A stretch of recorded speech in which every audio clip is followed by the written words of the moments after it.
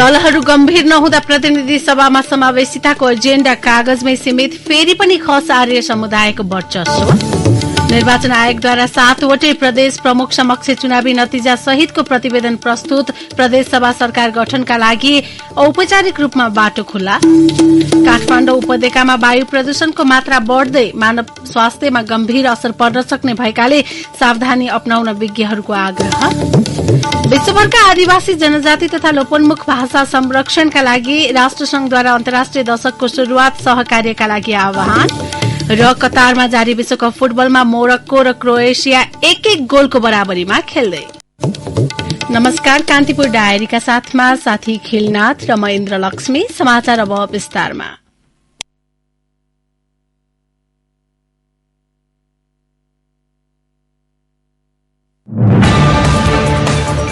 कान्तिपुर सविस्तार।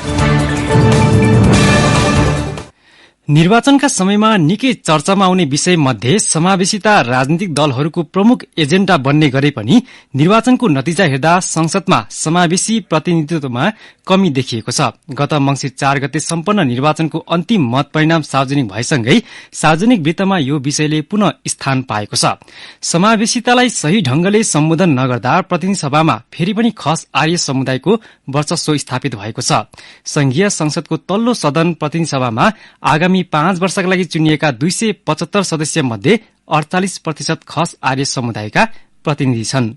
नेपालको संविधानले सबै प्रकारका विभेद र उत्पीड़नको अन्त्य गर्दै बहुजातीय, बहुभाषिक, बहुधार्मिक, बहुसांस्कृतिक तथा भौगोलिक विविधतालाई आत्मसात मात्र होइन, त्यस्ता विविधताका बीच वर्गीय, जातीय, क्षेत्रीय, भाषिक, धार्मिक, लैंगिक विभेद र सबै प्रकारका जातीय छुवाछुतको अन्त्य गर्ने संकल्प गरेको छ। तर मुलुकको नीति निर्माण गर्ने थलो प्रतिनिधि सभामा भने त्यस्ता वर्गको प्रतिनिधित्व गराउने विषयमा भने राजनीतिक दलहरू चुकेका छन्। राष्ट्रिय जनगणना 2078 को प्रारम्भिक नतिजा अनुसार नेपालमा कुल जनसंख्याको सबैभन्दा ठूलो हिस्सा खस आर्यले ओगटेको देखिन्छ। सोही अनुसार उनीहरूको प्रतिनिधित्व अन्य भन्दा धेरै हुनु स्वाभाविक हो। तर 29% जनसंख्या आदिवासी जनजाति रहेको नेपालमा उनीहरूको प्रतिनिधि सभामा प्रतिनिधित्व भने जम्मा 24% मा खुम्चिएको छ। जबकि खस आर्यको जनसंख्या 31% रहेकोमा संसदमा सो समुदायको प्रतिनिधित्व भने 48% पुगेको छ। निर्वाचन आयोगले सार्वजनिक गरेको निर्वाचनको अन्तिम परिणाम अनुसार संसदमा समानुपातिक र प्रत्यक्ष दुवैबाट गरी कायम भएको 275 सांसदको संख्या मध्ये खस आर्य सर्वाधिक 131, आदिवासी जनजाति 67, मधेसी 40, थारू 15, दलित 16 र मुस्लिम 6 जना संसदमा पुगेका छन्। नेपालको जनसंख्यामा 15% स्थान ओगटेको मधेसी समुदायबाट 40 जना निर्वाचित हुँदा उसले आफ्नो जनसंख्या अनुरूप नै 15% हिस्सा संसदमा बनाउन सफल भएको छ। तर देशभर गरी 14% जनसंख्या रहेको दलित समुदायबाट भने जम्मा 6% अर्थात 16 जना सांसद निर्वाचित भएका छन्। यसैगरी 7% जनसंख्या रहेको थारू समुदायबाट 15 जना सांसद निर्वाचित भएका छन्, जुन प्रतिनिधि सभामा 5% हुन आउँछ। 4% मुस्लिम समुदाय रहेकोमा उनीहरूको प्रतिनिधित्व गर्दै संसदमा 6 जना निर्वाचित भएका छन्, जुन 275 सांसद मध्ये 2% मात्र हुन आउँछ। यो नतिजा अनुसार आदिवासी जनजाति र दलित समुदाय मारमा परेको देखिन्छ। दलहरूले समानुपातिक हिसाबमा टिकट दिन भने आनाकानी गर्दै आएकाले समावेशी अनुहार संसदमा पुग्न नसकेको कतिपयको बुझाइ छ। नेपालमा हुने गरेको खर्चिलो निर्वाचन प्रणालीका कारण पनि कतिपय योग्य मानिसहरू निर्वाचनमा जान नसकेको सामाजिक अभियन्ताहरू बताउँछन्। समावेशिताको एजेन्डा बोकेका दलहरूको उम्मेद्वार छान्नका लागि क्लस्टर नमिलाउने शैलीले फेरि पनि विभिन्न सीमान्तकृत एवं अन्य वर्गको प्रतिनिधित्व नगर्ने बताउँछन् सामाजिक अभियन्ता जेबी विश्वकर्मा। पार्टीहरूले आदिवासी जाति, दलित, मुस्लिम लगायतका सीमान्तकृत बहिष्कार नपारेका समुदायलाई राजनीतिक शक्तिमा पुर्याउने र त्यो समुदायको मुक्तिका सवालमा पार्टीहरूमा दृष्टिकोण विहीनता भयो, कुनै पनि विचार विहीनता उनीहरू सबै जसो पार्टीहरूमा देखियो। नीतिगत रूपमा ती पार्टीहरूले सीमान्तकृत समुदायलाई निर्वाचनमा निर्वाचित गराउनु पर्छ भन्ने खालको दृढता स्वीकार गरेको देखिएन। सबै जसो संघर्षहरूमा, क्रान्तिहरूमा चाहिँ सीमान्तकृत समुदाय वा बहिष्कार नपारेको समुदाय सधैँभरि सक्षम हुने, तर निर्वाचनमा मात्रै असक्षम हुने कुरा छैन। तर पार्टीहरूले आफ्ना वरिपरिका वा आफूलाई अलिक बढी सहज हुने र आफ्ना मान्छेहरूलाई टिकट दिने परिपाटी देखियो। एउटा चाहिँ निर्वाचन प्रणाली, पार्टीहरूको दृष्टिकोण विहीनता, अहिले यो जुन पुँजीवादी व्यवस्थामा सबै कुरा पुँजीले निर्धारण गर्छ भन्ने तरिकाले जुन टिकट पाए पनि त्यो खर्च गर्न नचाहेको कारणले निर्वाचनमा गाह्रो हुने अवस्था चाहिँ बनेको छ। आगामी दिनहरूमा पनि जुन सामाजिक न्यायको मुद्दा, समावेशीकरणको मुद्दा चाहिँ सधैँभरि ओझेलमा पर्दै रहने, एउटा निश्चित वर्चस्वशाली समुदायले चाहिँ राज्यको समग्र सत्ता वा राजनीतिक सत्तालाई आफ्नो हातमा लिइरहने खालको परिपाटीलाई निरन्तरता दिन खोजेको हो भन्ने देख्छु। संविधानले प्रत्याभूत गरेको महिला सहभागिताको विषयमा दलहरूले बाध्यकारी व्यवस्था बमोजिम समानुपातिक तर्फबाट संसदमा सिफारिस गर्ने गरेका छन्। यसपटकको निर्वाचनमा प्रत्यक्षतर्फ कायम भएका 165 निर्वाचन क्षेत्र मध्ये जम्मा 9 क्षेत्रमा महिला निर्वाचित भएका छन्। प्रत्यक्ष जितेका 9 जना सहित 91 जना महिला संसदमा पुगेका छन्। यसअघि 2074 को निर्वाचनमा प्रत्यक्षतर्फ 6 जना र 84 जना समानुपातिक तर्फबाट महिला सांसद निर्वाचित भएका थिए। दलहरूले आफ्नो एजेण्डा पूरा गर्न मात्र समावेशिताको ओत लाग्ने गरेको राजनीतिक विश्लेषकहरू बताउँछन्। राजनीतिक विश्लेषक सोमत घिमिरे संविधानको मर्म अनुरूप राजनीतिक दलहरू समावेशिताप्रति गम्भीर नभएको टिप्पणी गर्छन्। उनी भन्छन्, होइन, अब हाम्रो विगतका आन्दोलनहरूले संविधानको जुन लक्ष्य पिटान गरेका छ, घोषित संविधानका केही घोषित नीतिहरू छन्, त्यो अनुसारले समावेशिताको अभ्यास भयो। अब हाम्रो आन्दोलनले वा संविधानले निर्दिष्ट गरेको त जो संसदमा आउन सक्दैन, त्यस्तो ग्रुप जसले संसदमा प्रतिनिधित्व पुर्याउँदैन, यो समावेशिताको एउटा ठूलो मजाक जस्तो देखियो। अर्थात् हाम्रो आन्दोलनका लक्ष्य र संविधानको उद्देश्य थियो, त्यसलाई त्यसका घोषित नीतिहरूमा राजनीतिक दलहरूले काम गर्न सकेनन्, त्यसलाई भ्रष्टीकरण गरे भन्ने मेरो छ। एउटा समावेशितालाई राम्रोसित सैद्धान्तिक रूपमा अभ्यास गर्ने, अभ्यास गराउने, दबाब दिने त्यस्तो एजेन्सी नै छैन। त्यसो भएको हुनाले दलहरू अलिकति छाडा भए जस्तो लाग्छ। दलहरूले समावेशिता किन चाहिएको हो भन्ने कुरा नबुझ्या त होइन नि। त्यो समावेशिता किन चाहिएको हो भन्ने बुझ्दा बुझ्दै पनि नम्बर 1 यो आत्मसात गर्न सकेका दलहरूले सक्ने छैन, त्यो स्वार्थले दिँदैन। दोस्रो कुरा, दलहरू यो लोकतन्त्रलाई परिपक्व बनाउन लागिरहेका छैनन् भन्ने नै देखिन्छ। यसपटक मात्र होइन, अघिल्लो निर्वाचनमा पनि समावेशी प्रतिनिधित्व प्रभावकारी नभएको भन्दै आलोचना भएको थियो। निर्वाचन आयोगका अनुसार 2074 को निर्वाचनमा खसारेबाट प्रत्यक्षतर्फ 83 र समानुपातिकमा 33 जना गरी 116, आदिवासी जनजातिबाट 34 जना प्रत्यक्ष र समानुपातिकबाट 31 गरी 65 जना, थारूबाट प्रत्यक्षमा 6 र समानुपातिकबाट 7 गरी 13 जना तथा दलितबाट प्रत्यक्षमा 3 र समानुपातिकमा 15 गरी 18 जना निर्वाचित भएका थिए। यस्तै मुस्लिमबाट प्रत्यक्षमा 3 र समानुपातिकबाट 6 जना गरी 9 जना तथा मधेसीबाट प्रत्यक्षमा 35 जना र समानुपातिकबाट 17 जना गरी 52 जना निर्वाचित हुँदा 1 जना पिछडिएको क्षेत्रबाट चयन भएका थिए। नयाँ संविधान कार्यान्वयनका क्रममा 2 पटक भएका प्रतिनिधि सभा र प्रदेशसभा निर्वाचनबाट प्राप्त जनादेशले संविधानले परिकल्पना गरेको समावेशी प्रतिनिधित्वलाई सम्बोधन नगर्दा दलहरूप्रतिको आलोचना बढ्दो छ। त्यसैले सबै समुदायको प्रतिनिधित्व गराई संसदलाई समावेशी चरित्रको बनाउन उनीहरू गम्भीर हुने बेला आइसकेको छ। रेडियो कान्तिपुरका लागि नवीन कोइराला। कान्तिपुर सविस्तार।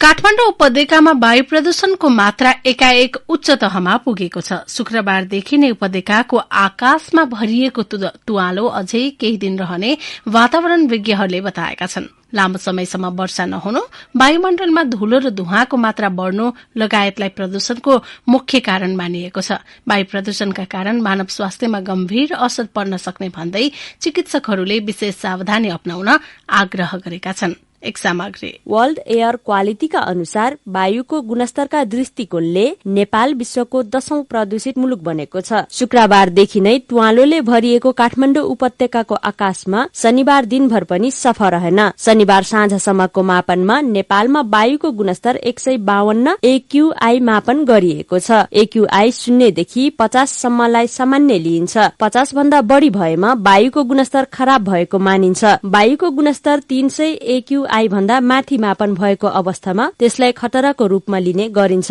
काठमाडौँ उपत्यकामा बढ़िरहेको वायु प्रदूषणका विभिन्न कारण रहेको जानकारहरू बताउँछन्। उपत्यकामा पछिल्लो समय आकाशै ढाक्ने गरी तुवालो लाग्नुका साथै वायुको गुणस्तरमा भारी गिरावट आउनुको कारणबारे वातावरणविद भूषण तुलाधर भन्छन्, प्राकृतिक कारणमा पानी नपर्ने, हावा पनि राम्रोसँग नचल्ने भएको हुनाले प्रदूषण जहाँको त्यही रहने। मानवीय कारण भनेको जाडोमा आगो ताप्नको लागि होस् अथवा सुक्खा भएका फोहोर मैला व्यवस्थापनको नाममा बालेर पठाउने त्यस्ता क्रियाकलापहरू पनि यो चिसो मौसममा बढी हुने भएको हुनाले बर्खाको बेला सञ्चालनमा नआएका इँटाभट्टाहरू अहिले वर्षा सकिसकेपछि सञ्चालनमा आउन थाल्छन् र त्यसले पनि प्रदूषण थप्ने गर्छ। यसबाहेक निर्माण कार्यले 48%, सवारी साधनले 28%, कृषि कार्यले 9%, इट्टा भट्टाले 8%, चुलोको धुवाले 5%, अन्य उद्योग र फोहोर जलाउनाले 1% वायु प्रदूषण हुने सरकारी तथ्याङ्कमा उल्लेख छ। हिउँदमा हावाको बहाव कम हुनु, वर्षा नहुनु, सवारी साधन लगायतबाट निस्कने धुवा, कृषि उपजको अवशेष जलाउनु, वन क्षेत्रमा आगलागी हुनु पनि पछिल्लो अवस्थाको कारण भएको वातावरण विज्ञ डाक्टर भूपेन्द्र दास बताउँछन्। अरू बेलामा त अरू सेक्टरबाट त 12 महिना नै हुन्छ नै हो, तर यसमा थप्ने भनेको कृषि अवशेष, फोहोर मैला र त्यसपछि वन डडेल होइन, यो विशेष गरी चाहिँ यतिखेर नै हुन्छ। जल तथा मौसम पूर्वानुमान महाशाखाका अनुसार काठमाडौँ उपत्यकामा हावाको गति स्थिर रहेकाले वायुको गुणस्तर सुधार हुन कि त वर्षा हुनै पर्छ कि त हावाको गति तीव्र हुनुपर्छ। यस्तै अवस्था अझै केही दिन रहन सक्ने महाशाखाको अनुमान छ। वायु प्रदूषण बढेपछि चिकित्सकहरूले भने विशेष सावधानी अपनाउन आग्रह गरेका छन्। प्रदूषणका कारण खोकी लाग्ने, नाकबाट सिगान बग्ने, घाँटी दुख्ने, टाउको दुख्ने, छाती तथा आँखाको संक्रमण बढ़िरहेको उनीहरू बताउँछन्। श्वास प्रश्वासका बिरामी यसबाट बढ़ी आक्रान्त छन्। विश्व स्वास्थ्य संगठनको मापदण्डका हिसाबले उपत्यकामा अहिले देखिएको प्रदूषणको मात्रा निकै खराब तहमा रहेको, छाती, घाँटी, फोक्सो र नाक सम्बन्धी विभिन्न संक्रमणको जोखिम रहेको वातावरण स्वास्थ्य विज्ञ डाक्टर यादव प्रसाद जोशी बताउँछन्। श्वास सम्बन्धी श्वास प्रश्वास रोग ल्याउँछ सबभन्दा छिटोदेखि, त्यसपछि त्यसले मुटु सम्बन्धी रोग ल्याउँछ, त्यसपछि त्यसले चाहिँ रक्तचाप सम्बन्धी रोग ल्याउँछ, यसले क्यान्सरसम्म पनि गराउँछ र धेरै अध्ययनहरूले यसले मानसिक शक्तिमा ह्रास, जसलाई हामी मेन्टल इलनेस अथवा न्यूरोडिजनरेसन भन्छौँ, त्यो गराउँछ। विश्व स्वास्थ्य संगठन WHO का अनुसार संसारका 92% मानिस प्रदूषित वायु भएको ठाउँमा बस्छन्। विश्वभर वायु प्रदूषणको कारण वर्षेनी 70 लाख मानिसको मृत्यु हुने गरेको तथ्याङ्क छ। नेपालमा पनि वार्षिक करिब 42,000 मानिसको वायु प्रदूषणका कारण ज्यान जाने गरेको तथ्याङ्क छ। वायु प्रदूषण बढ़िरहँदा वातावरण मन्त्रालयले सर्वसाधारणलाई स्वास्थ्यको ख्याल गर्न, अनावश्यक सवारी साधन नचलाउन, जथाभावी फोहोर नजलाउन र धुलो र धुवा आउने खालका निर्माण कार्य केही दिन नगर्न आग्रह गरेको छ। वातावरण सवारी साधनको गुणस्तर मापन गरी प्रदूषण बढ़ाउने सवारी प्रयोग नगर्न भनेको छ। यी बाहेक पनि वायुको प्रदूषण न्यूनीकरणका लागि साना साना विषयमा ध्यान दिनु आवश्यक रहेको डाक्टर जोशी सुझाउँछन्। मोटरसाइकलदेखि गाडीहरूदेखि यो धुवा फालिरहेको गाडी भएपछि ट्राफिक प्रहरीले त्यहीँनिर समातेर सजाय गर्नुपर्छ। धेरैजनालाई त मैले भनिरहेको हुन्छु, अब ठ्याक्कै त्यो ट्राफिकमा जो धुवा फालेर हिँडेका गाडीहरू हुन्छन् अनि सादा आफ्नो भेकलहरू चाहिँ समयमा मेन्टेनेन्स गर्नु पर्यो। एक दोस्रो चाहिँ धुवा र धुलो उत्पादन गर्नु परेन, कम गर्नु पर्यो। गत वर्ष पनि काठमाडौँ विश्वको 6औं प्रदूषित शहर र नेपाल 10औं प्रदूषित मुलुक बनेको थियो। यसपटक पनि सोही अवस्था दोहोरिएको छ, तर प्रदूषणको मात्रा न्यूनीकरण गर्न सरकारबाट ठोस पहल भएको देखिँदैन। अर्कोतर्फ प्रदूषण व्यक्ति विशेषका गतिविधिले पनि बढ़ने भएकाले सरकारको मुख ताकिरहनु भन्दा पनि व्यक्ति आफैले पनि प्रदूषण न्यूनीकरणका लागि स्वास्थ्यकर आचरणको पालना गर्नु जरुरी छ। रेडियो कान्तिपुरका लागि सरिता थारू। निर्वाचन आयोगले 7वटै प्रदेश प्रमुखलाई निर्वाचनको अन्तिम मत परिणाम बुझाएसँगै प्रदेशहरूमा नयाँ सरकार गठनका लागि औपचारिक बाटो खुलेको छ। आयोगका प्रमुख निर्वाचन आयुक्तहरू, सचिव र सहसचिव सहितको टोलीले सबै प्रदेशका सदरमुकाम स्थित प्रदेश प्रमुखको कार्यालयमा अलग अलग रूपमा प्रतिवेदन बुझाएका छन्। आयोगका प्रमुख निर्वाचन आयुक्त दिनेश कुमार थपलियाले 1 नम्बर प्रदेश प्रमुख परशुराम खापुङ समक्ष निर्वाचन नतिजा बुझाउनु भएको छ। यसअघि आयोगले प्रतिनिधि सभाको निर्वाचन नतिजा राष्ट्रपति विद्यादेवी भण्डारीलाई बुझाएको थियो। कान्तिपुर डायरीमा अब ब्रेकको पालो। ब्रेकपछि अब बाँकी प्रसंग। ललितपुर महानगरपालिकाले आफ्नो 104औं स्थापना दिवस विभिन्न कार्यक्रम गरेर मनाएको छ। सो अवसरमा आज महानगरपालिकाले विशेष कार्यक्रमको आयोजना गरेको थियो। कार्यक्रममा सहभागी प्रधानमन्त्री शेरबहादुर देउवाले स्थानीय तहको काम कारबाही जनमुखी, पारदर्शी र नागरिकप्रति जवाफदेही हुनुपर्ने बताउनुभयो। संविधानले स्थानीय तहलाई विकास निर्माण र सेवा प्रवाहको आधारस्तम्भको रूपमा महत्वपूर्ण अधिकार जिम्मेदारी प्रदान गरेको छ। नागरिकको नजिकको सरकार भएकोले स्थानीय तहको काम कारबाहीमा बढी जनमुखी, पारदर्शी र परिणाममुखी, नागरिक मैत्री र जवाबदेही हुनुपर्दछ। यसैबीच ललितपुर महानगरपालिकाका मेयर चेरीबाबु महर्जनले विकास निर्माणमा सार्वजनिक खरिद ऐन बाधक बनेको बताउनु भएको छ। सम्पदा पुनः निर्माणका लागि टेण्डर आह्वान गर्दा सस्तो मूल्य राख्नेलाई प्राथमिकता दिनुपर्ने बाध्यताका कारण प्रतिफल गुणस्तरहीन हुने गरेको महर्जनको भनाई थियो। सोही क्रममा मेयर महर्जनले काठमाडौँ उपत्यकामा अब मेट्रो रेल सञ्चालनको विकल्प नभएको पनि बताउनु भएको छ। यसैबीच काठमाडौँ महानगरपालिकाका प्रमुख बालेन्द्र शाहले नेवा संस्कृतिलाई प्रवर्धनका लागि नेवा विश्वविद्यालयको स्थापना गर्न ललितपुर महानगरलाई प्रस्ताव गर्नु भएको छ। त्यस्तै दीर्घकालीन रूपमा बागमती सफा राख्नका लागि काठमाडौँ र ललितपुर महानगरपालिका मिलेर अघि बढ्नुपर्ने मेयर शाहको भनाई छ।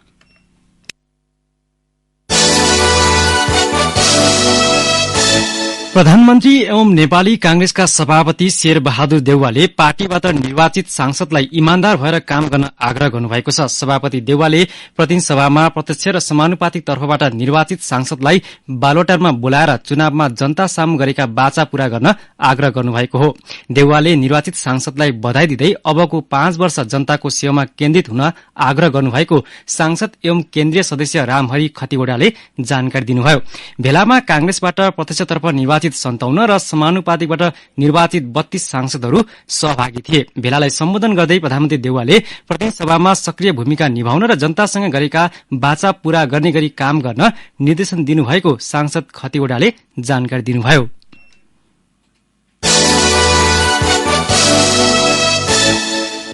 नेपालले संयुक्त राष्ट्र संघीय महासभामा रूसले राखेको प्रस्तावको पक्षमा मतदान गरेको छ। रूसले नाजीवादीलाई गौरवान्वित गर्ने कार्यलाई नियन्त्रण गर्ने सम्बन्धमा राखेको प्रस्तावमाथि मतदान गरेको हो।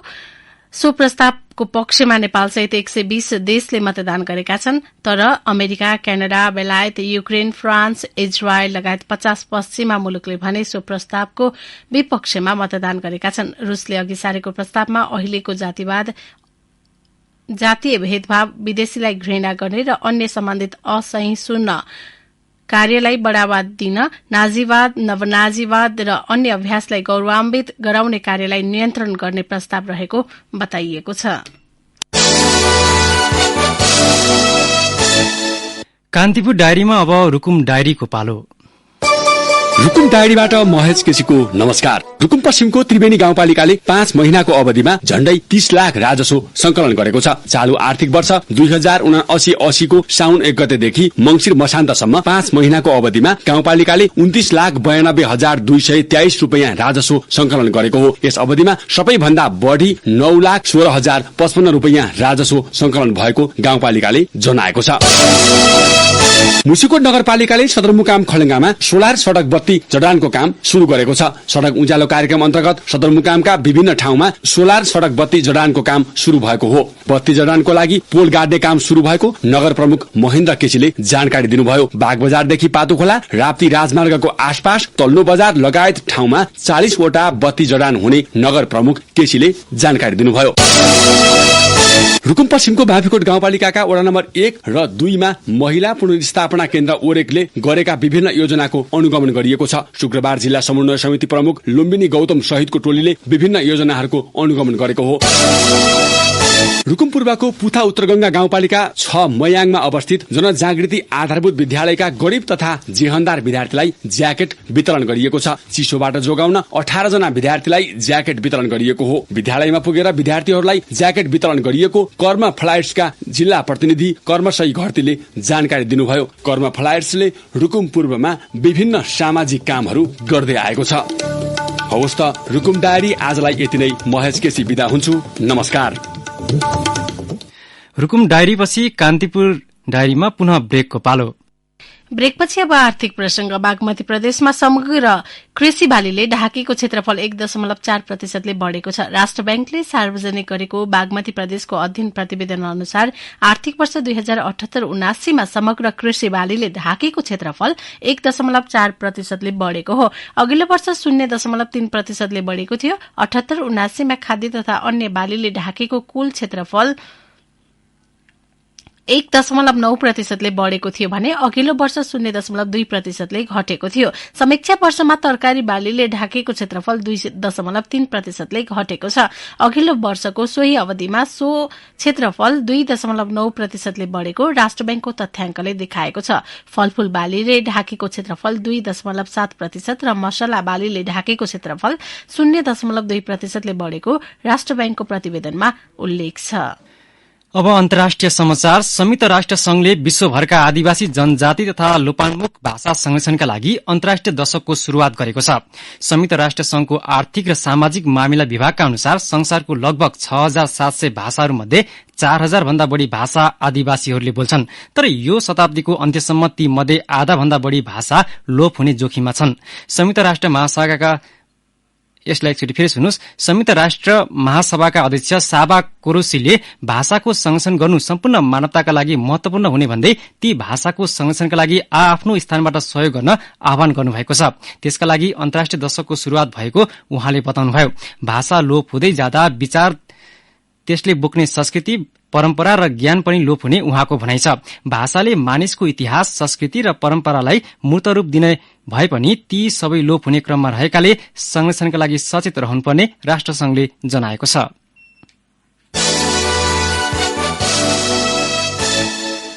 अब खेल समाचार। कतारमा जारी विश्वकप फुटबलको तेस्रो स्थानका लागि अहिले भइरहेको प्रतिस्पर्धामा मोरक्को र क्रोएसियाले समान 1-1 गोल बनाएर खेलिरहेका छन्। खेलको शुरूआती 7औं मिनटमा गोल गर्दै क्रोएसियाका लागि जोस्को गार्डियलले अग्रता दिलाएका थिए। तर खेलको 9औं मिनटमा मोरक्कोका यशराफ ड्यारीले गोल फर्काउँदै क्रोएसियाको अग्रता बराबरी गरेका हुन्। खलीफ अन्तर्राष्ट्रिय रंगशालामा भइरहेको खेल निकै प्रतिस्पर्धात्मक देखिएको छ। पहिलो पटक विश्वकपको सेमिफाइनलमा पुगेको मोरक्को तेस्रो स्थानमा रहँदै विश्वकप यात्रालाई सुखद बनाउने योजनामा रहेको छ। गत सिजनको उपविजेता क्रोएसिया पनि जित निकाल्दै आफ्ना फ्यानलाई सान्त्वना दिन चाहन्छ। यसैबीच विश्वकप फुटबलको फ्रान्स र अर्जेन्टिना बीचको खेल भने भोलि हुनेछ। हौस् नै प्रसंगसँगै कान्तिपुर डायरीका आजका हाम्रा सम्पूर्ण बुलेटिन यही सकिएका छन्। भोलि बिहान नियमित बुलेटिनका साथमा उपस्थित हुनेछौं। तबसम्मलाई खेलनाथ र म इन्द्र लक्ष्मी विदा हुन्छौं। नमस्कार, शुभरात्रि।